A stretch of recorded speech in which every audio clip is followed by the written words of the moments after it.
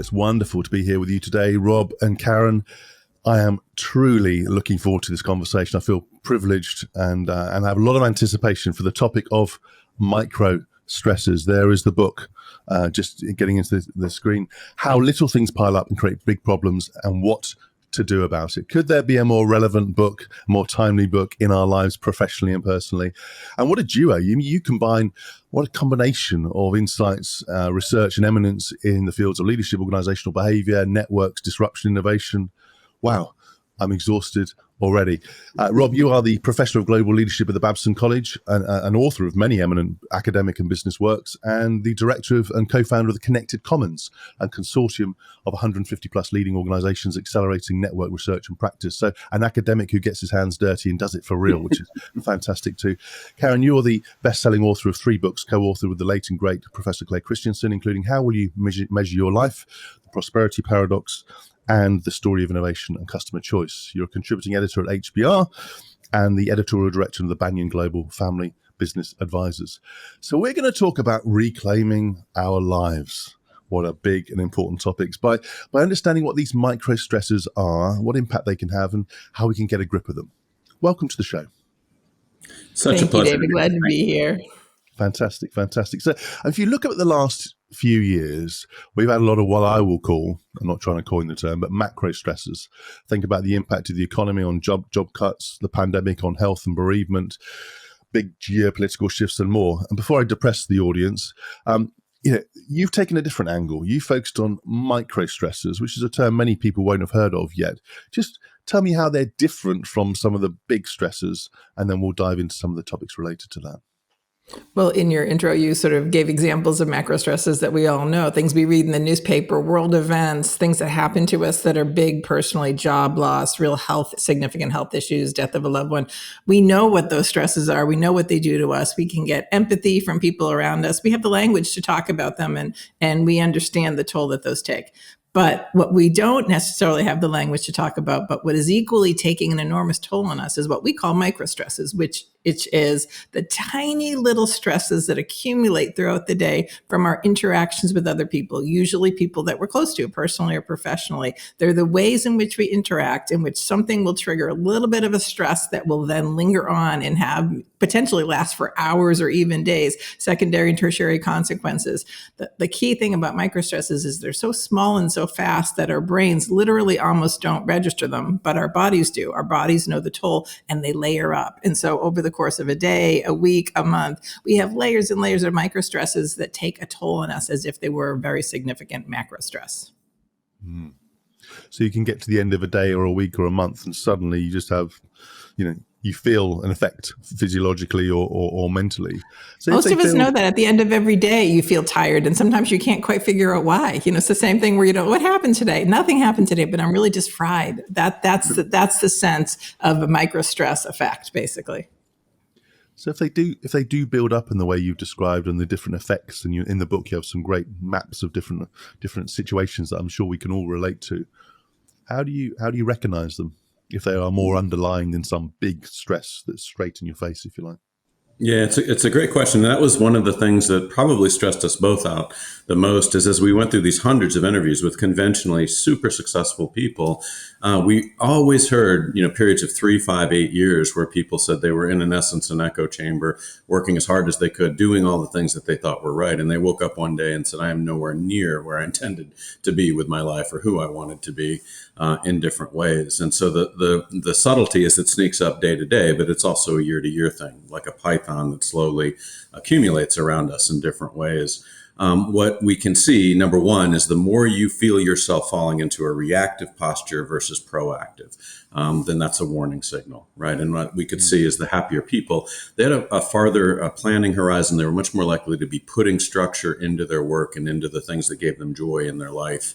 And that kept them thriving and present in different ways. But too many people gave up control, right, early on, and slowly let other things kind of creep in up on them. And so I think that's one really important device, is to say, are you too reactive and not proactive enough? And the reality is we have more ability to shape what we do and who we do it with today than ever before. but we give it up too much.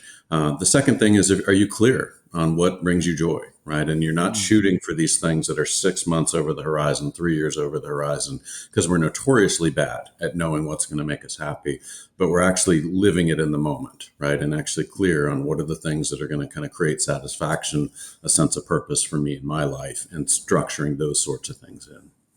So in a way, you have some clearer anchors about what you're up for, what you enjoy, and I guess you're building your consciousness of how you're feeling.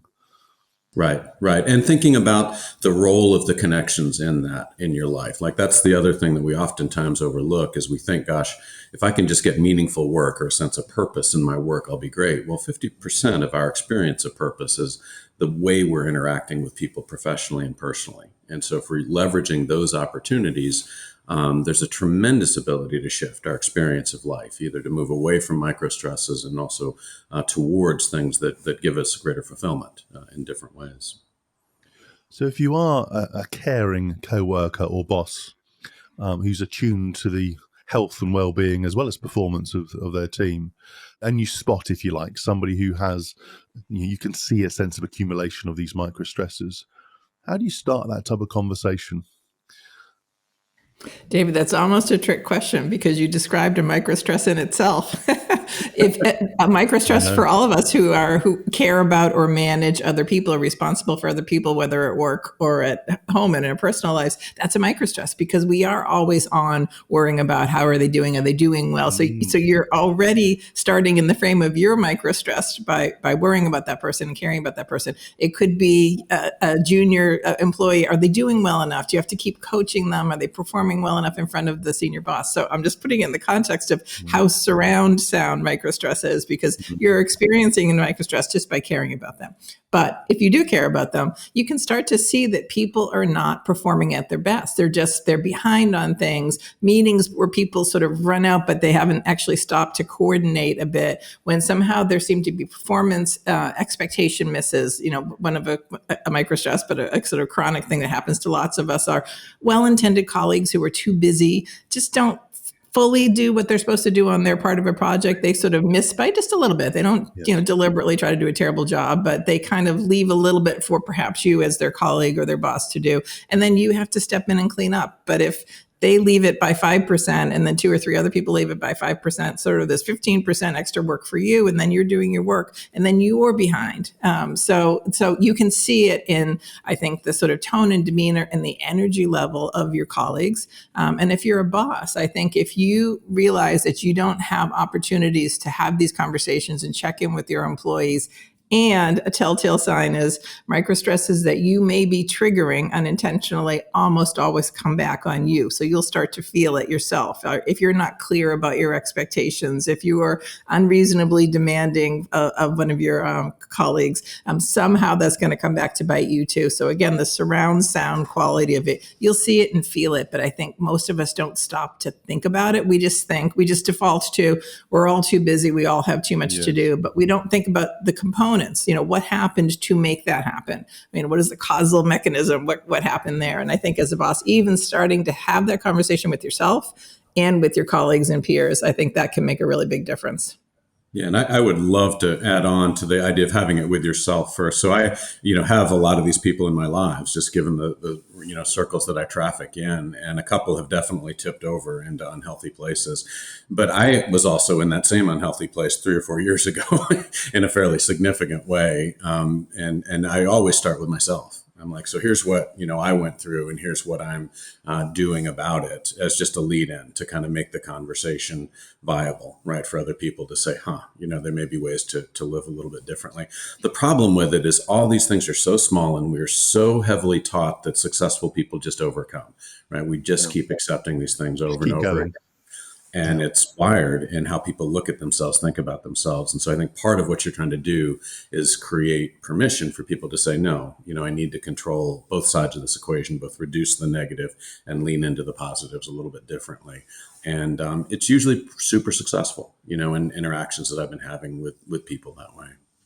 It's a very uplifting message in a way, because in some ways you're trying to enlighten people about the impact and the causes of microstresses and empowering people to have those conversations. about with yourself first, and then with others about what you can do about them. I guess the question linked back to both of your points is, once you are enlightened, how do you, if you like, use it in a productive performance way, as opposed to always focusing, if you like, on your own or on microstress? And the reason I mention that is I've worked with a number of very well-intentioned people who they didn't use the term microstresses, but they focused on, the team culture and so on, to the point where you lose the whole drive to succeed, because Right. you're always focusing on the dynamics between people. It's like, well, we do actually have to deliver at some point. How do you get the balance right between being in tune with yourself and others, as well as still creating a high performance culture? Yeah, I think there's two levers in the back of my mind. One is what you're looking for are the unnecessary stresses that have crept in. And so part of what we see is, these are relationally driven interactions that are creating stress. So it's not just bad news, on the TV or social media. It's people we know, and we experience the stress to a greater degree if we dislike them and it comes at us, or if we love them and it comes at us. And so there's an enormous amount of traction just to pivot the interactions themselves to have really positive things. It's not a matter of cutting, the relationship out of your life. It's a matter of how do we adapt it in different ways. And so, one of the really common things we'll do with leadership teams is really think about one of the microstresses is just the sheer volume of collaborative demands coming at people today. Yes. And what we can't go in and say is don't collaborate, right? Because we're supposed to be agile, we're supposed to be one firm, we're supposed to be all these things that are pushing people to collaborate more. What we can do is come in and say, look, it's not the 6 or 7 different tools you have to use to collaborate that's killing you. It's the norms of use you've let build around it in your groups. And you can actually sit down, very simple matrix, and say, well, what are the ways we're collaborating? What are 3 positive norms for each? So if it's email, maybe we're going to start using bullets or to confirm agreement on things. And then what are 3 things we want to stop? So maybe it's the unnecessary CCing behavior, or don't send it after 10 o'clock at night. If you have to write it, send it on a delay. And you'd be amazed how quickly you just get agreement on those norms. People start laughing at the absurdity of what they're doing to each other, and you get back time, right, and space, because we're consistently agreeing on how to use these tools versus them using us in very positive ways that don't affect performance at the end of the day. It really builds trust, doesn't it, in terms of trusting yourself and trusting other people. And the number of executives I know who sort of say they do their work, inverted commas, after hours, because the rest of the day is filled with what the picture you just described. In the book you talk about 14 different types of microstresses, and you categorize them into sort of 3 areas: draining your capacity to get things done, and you've alluded to these already; depleting your emotional reserves; and challenging your identity, which is the more personal aspect of this. All of those are important, but in your interviews and your work with leadership teams, which are the most prevalent, if you like, and most harmful of all those 3? And you can't say all 3; you have to pick one. I'll jump on one, and then Karen, you maybe give one too. For me, I think the most prevalent probably are the ones that drain capacity. But I think, as Karen will probably say as well, as the potentially more harmful ones are the ones that hit us emotionally or challenge identity. They sneak up on us in ways that are kind of hard to see. But if I just grab one that drains capacity, Karen already alluded to it. Part of it is a problem today is that we're all on so many different collaborative efforts, right? We're typically put on 5, 6, 7 teams. We may only be on one that we're measured by, but we have 5 or 6 other efforts that we're a part of, that we've been contributed to, or things like that. So if you own one, and there are 4 other people on this team of yours that are equally stretched, right? They have 5 or 6 other teams they're on. If they just come to your effort 5% underprepared, right? So they're 95% done, small miss, right? It seems ridiculous to call it out because it's always reasonable.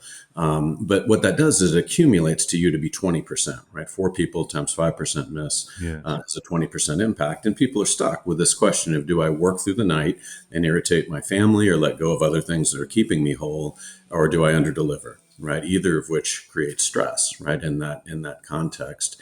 And the problem is most people push harder, right, and pull it off. And then they've taught people that 95% is good enough, maybe 90% next time. And it's, again, not because people are nefarious. I am so completely convinced through all these interviews that people are barely holding it together. They're really thinking today about which balls can I afford to drop, not how do I excel. So that's one of them that we see is very, very prevalent and sneaks up in very kind of hidden ways, if you will, in how work gets done. I'll just add that I think the ones that drain your emotional reserves are really powerful. Rob alluded to that too, that they sort of sneak up on you. And I'll give you just a great example.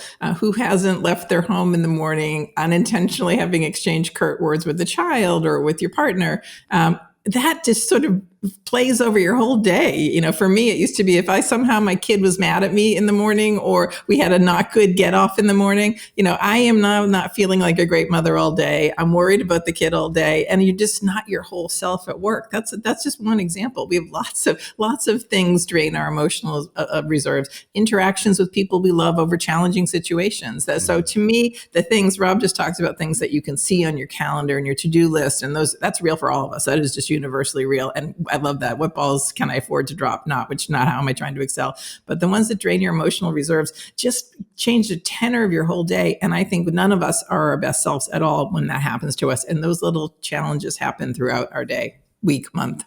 Yeah. And a lot of people, if you like, put a mask on at work and will sort of hold it in, have this sort of professional self. And then at some point it will leak. Right, a bad decision occurred, word inside work, and people go, "Where did that come from?" So it's something about, I guess, being more in tune to it, but also finding ways to channel your energies in the right areas. Right. I cannot emphasize being in our position in these interviews. Every single one of them, the first 10 minutes was lollipops and rainbows. Life is great. You know what I mean? You get down to 30 minutes and the cracks start to emerge. 60, it's like, uh-oh. What's going on? So let me just dip in. What's going on there? I mean, I imagine there's a little bit of they want to impress them, impress you as the interviewers. But what is it? Because the way you described it is these people are successful people, they're experienced people and so on. They've got a track record behind them. Why does it take so long for them to sort of, peel back the mask and show the cracks? Yeah, I think a part of it is, and Karen's really made me aware of this more and more through all our interactions. It's just the language and having the ability to kind of name it and see it and think about it a little bit. But I think the worst part about it is you are just conditioned to show that everything is fine. You know what I mean? As a successful person, and it is typically up into tipping points that kind of creep into people's lives, and it causes problems. But Karen, I don't know if you want to comment on just the ability to name it as being pretty important. I think so. I think I'm hoping that our research in this book give people the recognition that there's something very real happening to you, is physiologically taking a toll on you. And most of us are conditioned to just think this is what high achievers do, right? What more, please, sir, can I have another? It's what more can I take? What more can I do? And it's the juggle of life. And we don't stop to say to ourselves or to the people around us, this is really hard. And this is actually grinding me to a nub. So I think sort of giving people permission to both identify it, articulate it, and then hopefully help change it and shift it in some way. And again, what we're talking about are changing some of the interactions, not saying sweep everything off the board and start again. You can make a material difference in your life by identifying a few pain points, really significant pain points of microstress, and changing some interactions. That's a really big deal. And so I think we've just as a society said that high achievers have to steel themselves, be strong, find inner grit to just deal with more and more. We're saying maybe that's not the best solution or the only solution, that you can actively change things. As Rob talked about, being in a reactive posture, if you can actively change things, that can make a material difference in your life. I mean, you've interviewed hundreds of people. How much variation did you see across the group, whether it's by age, gender, race? Is this a consistent picture, or are there marked differences across the groups? I think generally the pattern was consistent in what we were just describing, that the first 10 minutes were great, and then slowly you uncover, the challenges and how people feel like they're not succeeding at any realm of life, and that was man or woman. I do believe there's a gender difference in here, but both were feeling, the stress of that. It would obviously be a little bit more acute on some of the high pressure industries like Wall Street, professional services, maybe software. There's an intensity there that's a little bit different. And to be really fair, a lack of purpose to some of the interactions that kind of create a broader sense of I'm in it for reasons that are beyond, that are worthwhile, right, to go through it. But I do think one of the more interesting things is while most of the interviews kind of followed that trajectory down, about 10% didn't. Right. And that's the ones that we got really interested in, is saying, well, what are these people doing differently that's enabling them not just to persist through these microstresses? Because I think that's the problem today is people are grabbing gratitude journaling, they're grabbing meditation, they're grabbing anything they can to think about, how do I get through this? And they're all great things. They're all super worthwhile. But if you can shift the context that you've allowed to build around you, we know the negative effects, right? These microstresses, throughout all of social psychology, they have 3 to 5 times the impact of a positive connection, right? So if you're actually intentional about how do you adapt this system you're in, you have a lot more ability to engage and live in a pretty thriving way. And that was what we learned from the 10 percenters, were some of the tactics on that level that seemed to make a pretty big difference. I mean, intentionality is a sort of a theme throughout this in terms of being intentional with your life. And the third element we haven't touched on explicitly is identity. And you talk about creating a rich, multi-dimensional life to inoculate people from stresses. In general terms, what does that look like in practice? And perhaps you could, and we're going to delve into some of your own lives, which is always a feature. And well, your book does already. You're quite open about your own lives, which is refreshingly normal and real. But what does that multi-dimensional life look like? How do you shape a life in that way?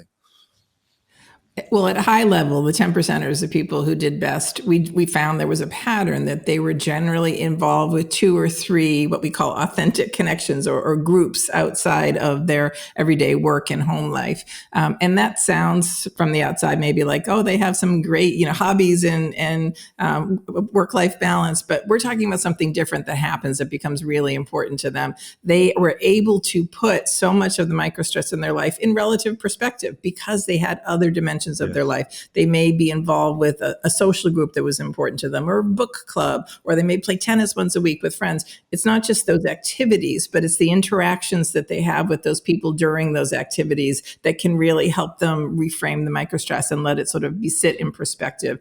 And the way I like to talk about it is it's not just a nice to have. We really found in this research, it's a need to have to kind of be able to process the microstress that most of us have, and we can't make it all go away. Having those multiple dimensions of your life, things you care about, authentic interactions with people on something that you share, mutual interactions. It can even be small. It can even be, we found, for example, people who were really good at having jokes go back and forth, amongst their college friends, or stayed in touch with former work colleagues, or volunteered for a local clean up the park day. They didn't have to be completely consuming your life activities, but there were ways that they were connecting with other people on something that mattered to them that helped put the microstress in perspective. If I could pull off of that, I mean, that's part of the challenge right now is we've gone through the pandemic and we've done a number of things to ourselves that have ratcheted up the stress we're experiencing through all these relationships. We've fractured our days into shorter and shorter meetings. People are online earlier in the morning, deeper into the night, working 5 to 8 hours, and most of it in a collaborative context, right? So there's more stress coming at us through all these forums in different ways. But at the same time, what's happened is the social distancing pulled us out of these groups that gave perspective, right? And so you've seen this ratcheting up and then taking away of the devices, if you will, that we would use to kind of say, well, life isn't that bad, right? Or to laugh at the absurdity of the situation or things like that. And it's not truly unique. What we see is people tend to lose these groups in their late 30s, early 40s, right? When work is spiking and family obligations are going up and you see health go down and other problems like that.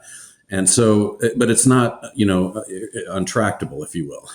We found all sorts of evidence of people that fell out of these groups doing kind of one of 3 things to get back into it. One is reach back to a passion that you had in the past and use that to slingshot you into a new group. So one of our favorite interviews was a very prominent neuroscientist surgeon in one of the best hospitals in the country. And he stumbled into a guitar store one day to play guitar. And he came across, I think it was a flyer that said, we need a guitar player. What we lack in quality, we make up for in volume to be part of this band.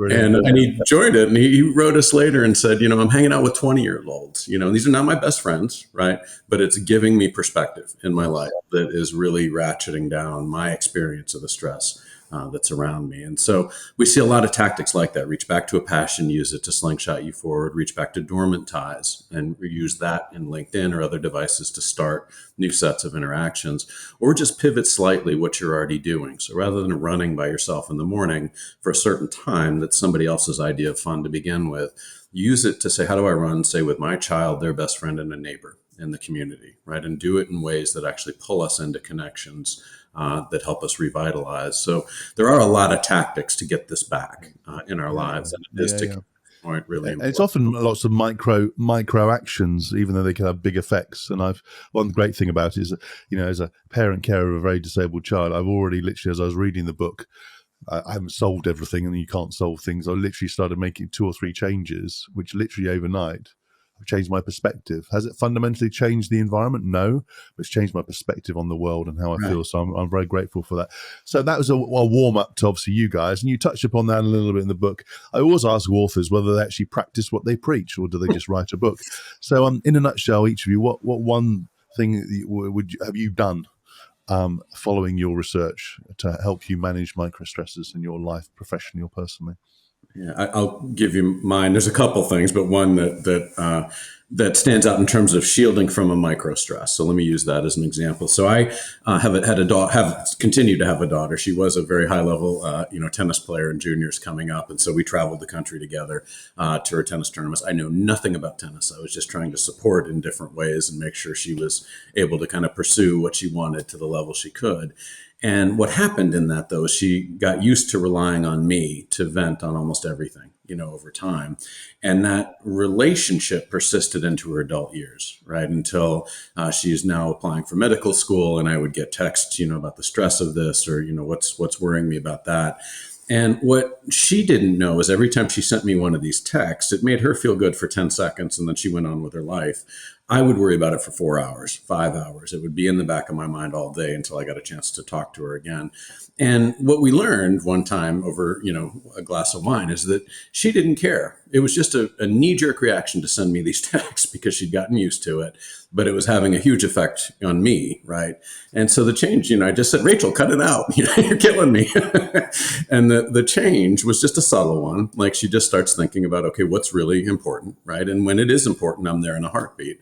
But not everything is, right? And so there's so many little moments like that. And you talk about a material difference in my life. I don't have those days anymore where I'm worrying for 3-4 hours or just in the back of my mind about this child, right, that I love dearly. So that's one example. And there's a lot of others that I could point to. I can empathize with that one with my own parents. So thank you for that. Karen, what about you?